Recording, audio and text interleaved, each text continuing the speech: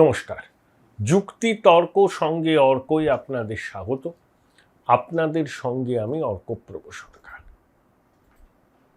আমারই যদি জাগালে আছে, রবীন্দ্রনাথের বিখ্যাত গান। সুচিত্রা মিত্রর গলায় এই গান যে শুনেছেন কোনোদিন ভুলতে পারবে না। তা আমি একটা নিখাদ রাজনৈতিক প্রতিবেদনের শিরোনাম রবীন্দ্রনাথের গান থেকে দিলাম কেন, সেটাই বলতে চাইছি। আমারে যদি জাগালে আছে। দেখুন, 2024 সালের 8ই অগাস্ট বঙ্গবাসী কোনোদিন ভুলবে না। আরজি কর মানে কি? রাধা গোবিন্দ কর। যেখানে গোবিন্দ সদা জাগ্রত, সেখানে রাধা লাঞ্ছিতা হলেন, ধর্ষিতা হলেন, মৃত্যুর কোলে ঢলে পড়লেন। 31 বছর বয়সে অপরিসীম সম্ভাবনা ছিল। এখানেও রবীন্দ্রনাথের ভাষায় বলা যায়, কি ফুল ঝরিল বিপুল অন্ধকারে। সঞ্জয় রায়, সিভিক ভলেন্টিয়ার, সেই নাকি খুনি, সেই নাকি ধর্ষক, সে এখন জেলবন্দি, সে বলছেন আমি করিনি। প্রশ্ন উঠছে বিভিন্ন মহলে, সাধারণ মানুষের মনে, চিকিৎসকদের মনে, রাজনৈতিক মহলে, যে এত বড় একটা ঘটনা সঞ্জয় রায়ের মতো একার পক্ষে এটাকে কি সংগঠিত করা সম্ভব? অনেক প্রশ্নের জবাব পাওয়া যায়। তিলোত্তমার মা বারবার করে তদন্ত প্রক্রিয়া নিয়ে প্রশ্ন তুলেছেন। কেন নান্টু ঘোষকে হেফাজতে নিয়ে জেরা করা হয়নি? নান্টু ঘোষ আরজি করে পৌঁছে গিয়ে তার এক সাকরেতকে নিয়ে তড়ি গড়ি কার্যত ডেড বডি ছিনতাই করে পানিয়াটিতে বাড়িতে নিয়ে গিয়ে সামান্য কিছুক্ষণ বাড়িতে তিলোত্তমার নিথর দেহকে রেখে শ্মশানে গিয়ে সমস্ত নিয়ম ভঙ্গ করে সৎকার করিয়ে দিল। প্রশ্ন ওঠা তো স্বাভাবিক। হীরক রানী 5 ঘন্টা ধরে ঝাড়গ্রাম থেকে বিনীত গোয়েলকে ফোন করেছিলেন। কেন? প্রমাণটা লোপাট করতে হবে।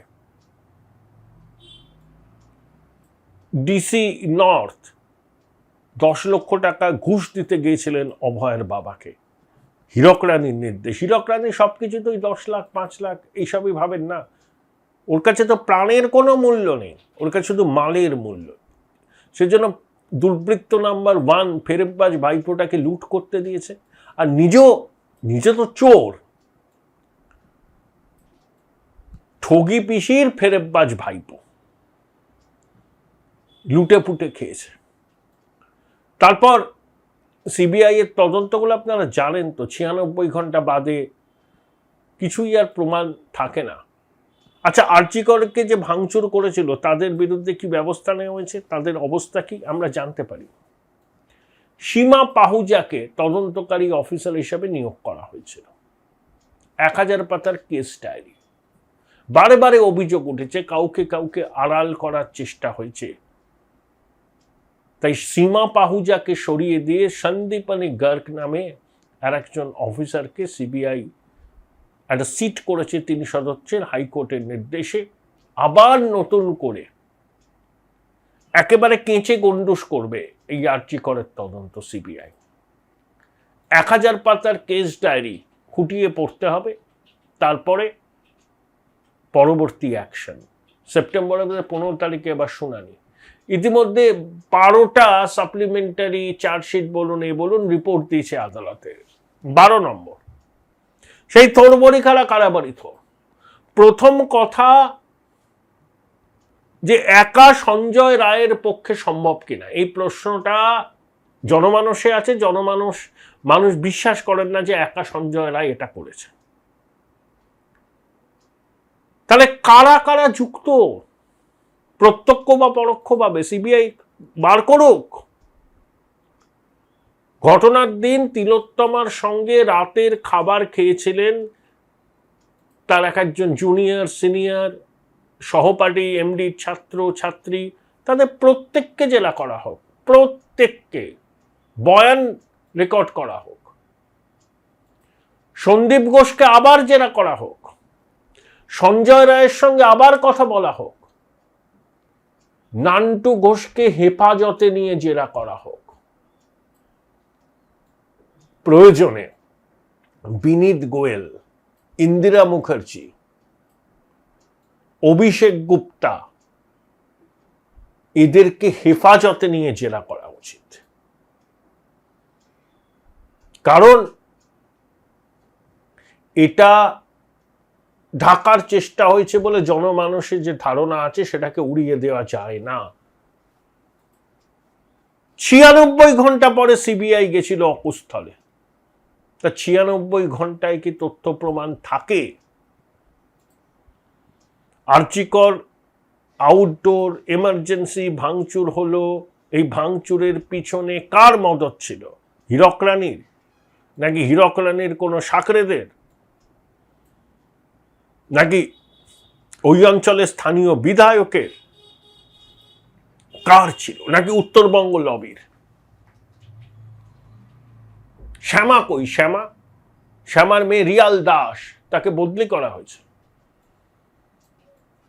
কেন এদেরকে হেফাজতে নিয়ে জেরা করা হবে না?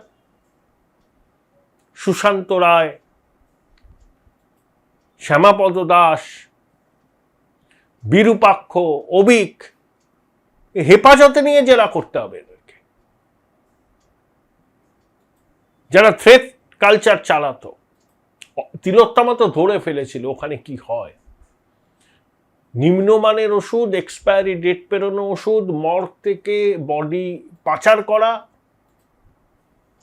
সব কিছুর সঙ্গে মাতৃ জঠরের লজ্জা সন্দীপ জড়িয়েছিল এবং আরো অনেক, একটা নেক্সাস। কেন এদেরকে হেফাজতে নিয়ে জেরা করা হবে না? সন্দীপ ঘোষ আর সঞ্জয় রায়কে মুখোমুখি বসিয়ে জেরা, সন্দীপ ঘোষ, সঞ্জয় রায়, বিরূপাক্ষ, অবিক মুখোমুখি বসিয়ে জেরা, যে আইপিএস অফিসাররা সাসপেন্ড রয়েছে তাদেরকে জেরা, হীরক রানীর ফোনটা বাজেয়াপ্ত করা উচিত। শোনা যায় উনি বিদেশি সিম ব্যবহার করেছিলেন যাতে কল রেকর্ড ভবিষ্যতে ট্রেস করা না যায়। মানসিকতাটাই তো অপরাধী মানসিকতা, অপরাধী প্রবণ মন। তাই জন্য এই ধরনের কাজকর্ম করে। কেঁচো গন্ডুস করতে হবে সিবিআইকে। আমরা কিন্তু এই শেষটা দেখতে চাই। হাইকোর্টের নির্দেশে নড়ে চড়ে বসেছে, বিলম্বিত বোধ নয়, কিন্তু সুড়ঙ্গের শেষে আলোটা আমরা দেখতে চাই। অনেক অনেক ল্যাপসেস আছে সিবিআই এর তদন্তে। বারবার প্রশ্ন উঠেছে কেন জবানবন্দি নেওয়া হয়নি তিলোত্তমার বার, কেন নেওয়া হয়নি? যা এভিডেন্স আগের টিমটা জোগাড় করেছিল, যা কেস ডায়েরি, সিবিআই স্টাডি করুক, করে আবার শুরু করুক। এখন তার অসহযোগিতা হবে না তদন্তে, পুলিশ সহায়তা করবে। ডাবল ইঞ্জিনের সরকার। বাংলার মানুষ কিন্তু দেখতে চায় প্রকৃত অপরাধীরা কারা, এটা জানতে চায়। আর্চিকরে তিলোত্তমার ধর্ষণ এবং খুন বাঙালিকে আন্দোলিত করেছে, শুধু বাঙালি নয়, দেশের সমস্ত সচেতন বিবেকবান মানুষকে আন্দোলিত করেছে। তোলামূলের নির্বাচনী বিপর্যয়ের অন্যতম কারণ হচ্ছে তিলোত্তমার ধর্ষণ ও খুন, এবং সেটাকে চাপা দেওয়ার অপচেষ্টা। মানুষ সব ধরে ফেলেছেন। এবার সিবিআইকে দুধ কা দুধ পানি কা পানি করতে হবে। সুপ্তি শয়ন থেকে জেগে উঠে সিবিআই এই চ্যালেঞ্জটা গ্রহণ করুক এবং এই চ্যালেঞ্জটা, এই পরীক্ষাটায় সাফল্যের সাথে উত্তীর্ণ হোক। প্রকৃত অপরাধী কারা, যারা মেঘের আড়ালে লুকিয়ে আছে, তাদের পরিচয় মানুষ কিন্তু জানতে চায়। সিবিআই যদি ব্যর্থ হয় তবে এই তদন্তকারী সংস্থার বিশ্বাসযোগ্যতা নিয়ে জনমানসে ইতিমধ্যে অনেক প্রশ্ন আছে, আরো অনেক নতুন প্রশ্নের জন্ম দেবে। তাই নিজেদের বিশ্বাসযোগ্যতাটাকে টিকিয়ে রাখতে একটা নিরপেক্ষ তদন্তকারী সংস্থা, এই সম্মানটা বজায় রাখতে সিবিআই এর উচিত এই তদন্ত দ্রুত শেষ করে প্রকৃত অপরাধীদের চিহ্নিত করে আইন অনুযায়ী তাদের শাস্তি সুনিশ্চিত করার ক্ষেত্রে পদক্ষেপ নেওয়া। সিবিআই যদি অন্ধ হয়ে থাকে, জনতা তো অন্ধ নয়, অন্ধ হলে কিন্তু প্রলয় বন্ধ থাকে না। এ ভাই ভাই, এটা মডেল না খাতা, আর কত ফটোগ্রাফি করবি? চুপ কর, সামনে মাধ্যমিক, নোট জোগাড় করে পড়তে হবে। কবে পড়বি ভাই? গ্যালারি তো নোটের লাইব্রেরি আর স্টোরেজে পিডিএফ এর ছড়াছড়ি। ধুর, কোনটা পড়বো কোনটা ছাড়বো কিছুই তো বুঝতে পারছি না। আরে তাহলে মৌলিক লাইব্রেরির বই পড়। ওদের সম্রাট এক্সক্লুসিভ সাজেশন বইগুলোতে পাবি সমস্ত গুরুত্বপূর্ণ এমসিকিউ, এসএকিউ ও বড় প্রশ্ন একেবারে উত্তর সহ। কমন পাবো তো? টপারদের জিজ্ঞেস কর। সম্রাট এক্সক্লুসিভ সাজেশন মাধ্যমিক, ভালো রেজাল্টের পাসওয়ার্ড। উচ্চ মাধ্যমিকের পর উজ্জ্বল ভবিষ্যৎ গড়তে NCHMCT পর্যটন দপ্তর, ভারত সরকারের hospitality and hotel management, Paschimbanga সরকারের মাকাউটের BBA BCA, fashion design, aviation tourism, culinary arts পড়ো SBI HM কলেজে। স্টুডেন্ট ক্রেডিট কার্ড ও ব্যাংক লোন পাবে SBI HM এ পড়লে। কোর্সের শেষে SBI HM দেশ ও বিদেশে চাকরির ব্যবস্থা করে থাকে। SBI HM হলো পশ্চিমবঙ্গের সেরা ম্যানেজমেন্ট কলেজ। SBIHM.com। বোলপুর শহরের কোলাহল থেকে মাত্র 20 মিনিট দূরেই রয়েছে সুন্দর রিসর্ট, যেখানে পেয়ে যাবে স্পেশিয়াস আর এস্থেটিক্যালি ডিজাইন রুম। তোমরা যারা গ্রুপে যাও তাদের জন্য আছে কমফোর্টেবল গ্রুপ স্টে অপশন, আর কাপলদের জন্য রয়েছে লাক্সারিয়াস সুইট রুম, তার উপর আবার ফ্ল্যাট 10% অফ। এখানে প্রকৃতির মাঝে তোমরা পেয়ে যাবে একটা সুন্দর সুইমিং পুল, ছোটদের জন্য প্লে এরিয়া আর একটা এস্থেটিক সেলফি কর্নার। প্রপার্টিটা পুরোটাই পেট ফ্রেন্ডলি, আর এখানে আছে অনেক কিউট ছোট ছোট র্যাবিটস।